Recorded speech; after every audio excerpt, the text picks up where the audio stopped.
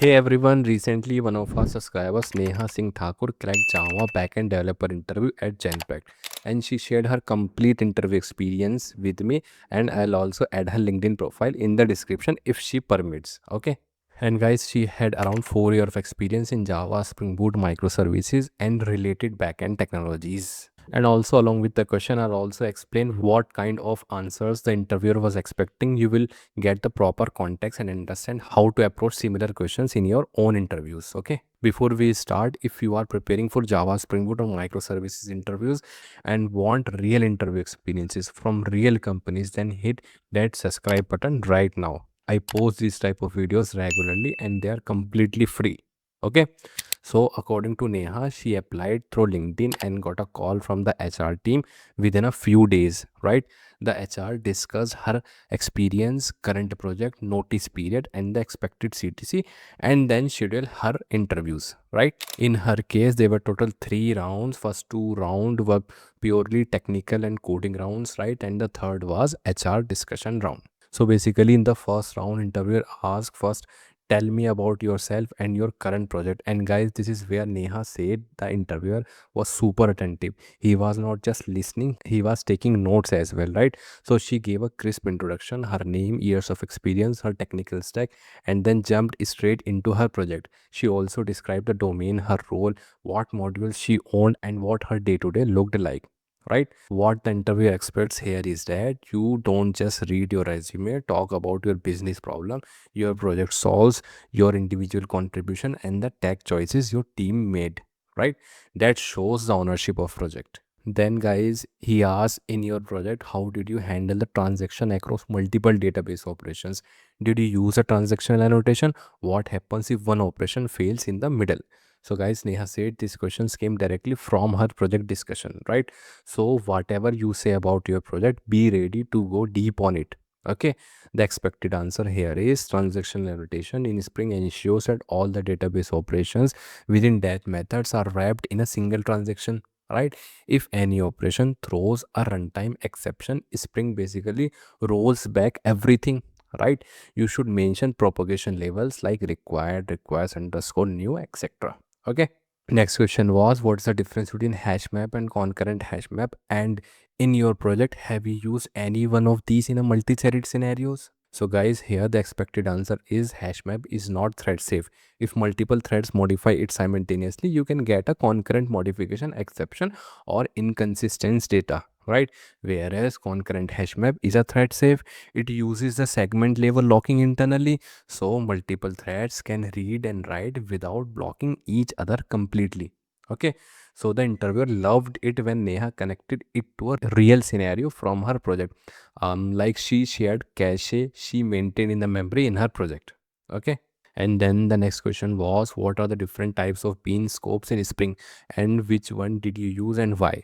The expected answer here is we have multiple types of bean scopes. First is singleton, one instance per Spring container, which is default, right? Second is prototype, new instance every time. Third is request and session. They are specific to web applications, right? For most backend services, singleton is the go-to, but if you have to a stateful bean, then you have to go for prototype. Okay, Neha mentioned she primarily used singleton and explained why stateless beans are preferred in REST services, right? And guys, before moving to the next question, I would like to share one important thing with you. Actually, Neha prepared from our interview preparation kit. So let me tell you, this interview preparation kit has 4 main parts. First is complete interview preparation material. It is a step-by-step material made by me, experts, and MNC's interviewers, right? 99% of the questions asked in interviews are covered in it. Okay. Second is 2 real enterprise client projects where code and recorded sessions are there, and you can add this in your resume. Okay.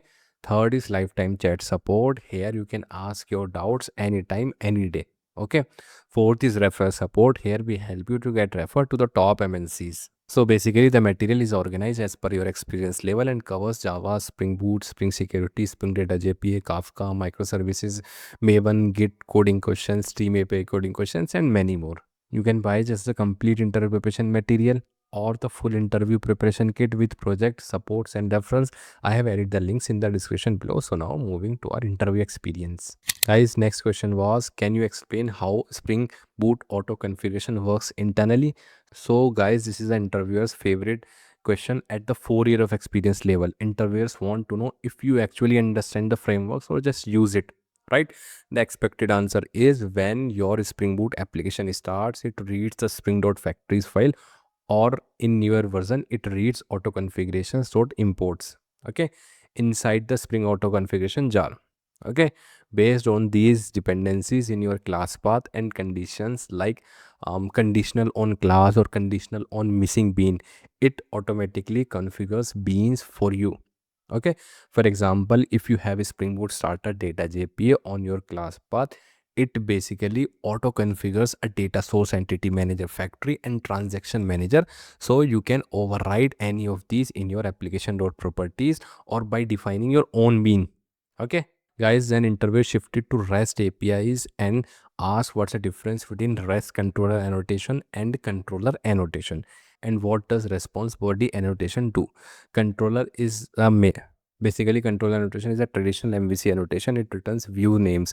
REST controller annotation is a combination of controller annotation and response body annotation, meaning every method automatically serializes the return value directly into the HTTP response body as JSON or XML.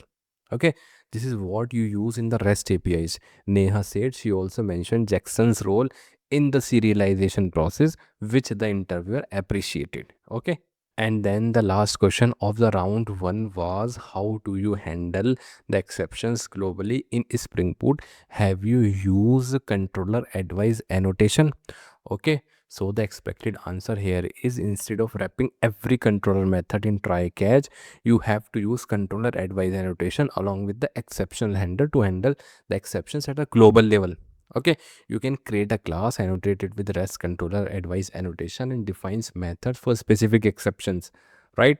Like resource not found exception, okay, or validation exception, and return proper HTTP status codes and error messages. And Neha said she showed a real example from her project where she returned a custom error response object, and the interviewer was very satisfied. Guys, now moving to the second round, Neha said this round was tougher. The interview directly started with the microservices architecture and then moved to a coding problems. Okay. And first question was, how do your microservices communicate with each other in your project, whether synchronous or asynchronous? And what are the trade-offs between microservices, right? So guys, this is a design level question. Synchronous communication uses REST or gRPC. It's a simple but creates tight coupling and can cause cascading failures if one service is down.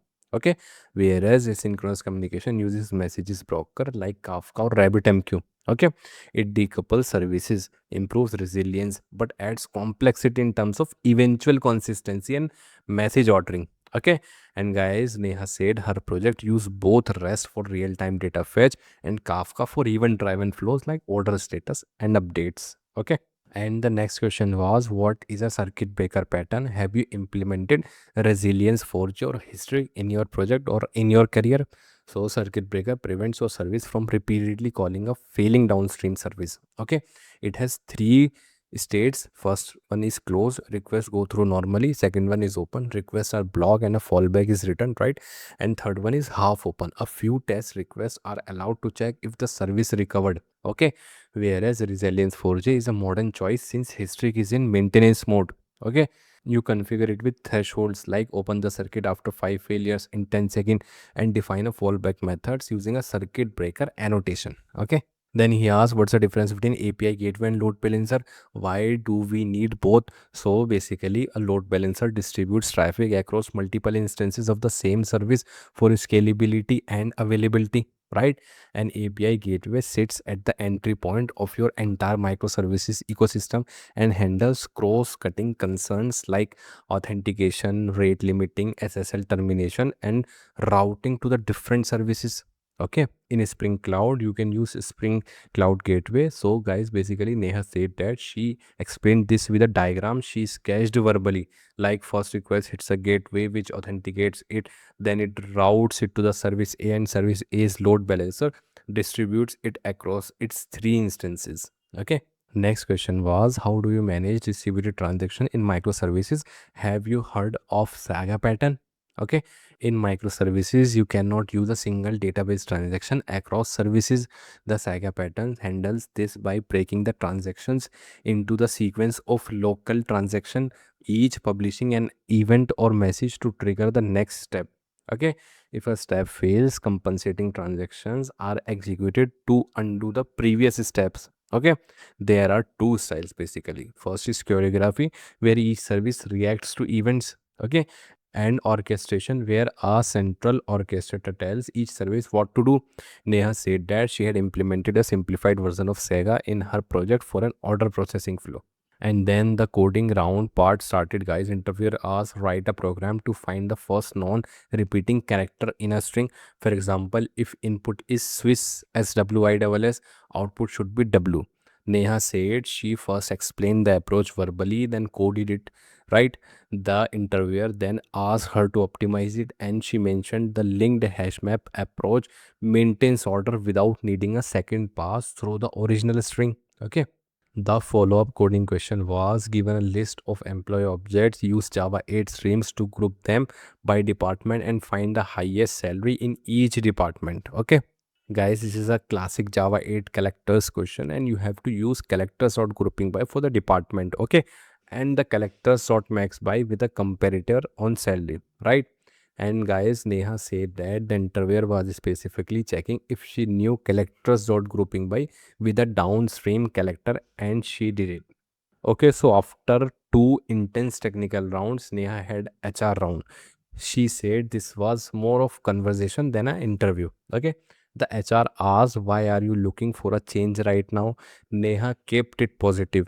She never spoke negatively about her current employer. Okay. And guys, this is very important. Always frame your reason around growth, not frustration. Okay. Next was, where do you see yourself in the next 3 years? Okay. So she said she wants to move into the technical lead or architectural role, mentoring juniors developers while still staying hands-on with the code. Okay, this showed the HR that she's ambitious but also realistic.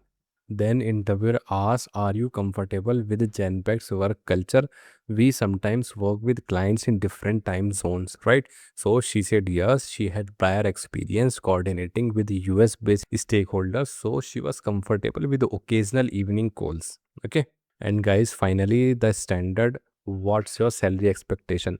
Neha said she had done her research beforehand. Okay, means before going to the HR interview, she quoted a range based on market standards for her experience level, and she was confident about it. Okay, and guys, never say whatever you offer is fine. It shows a lack of preparation. Know your worth. And guys, this was the HR round, and within a few weeks, Neha received her offer letter from Genpact.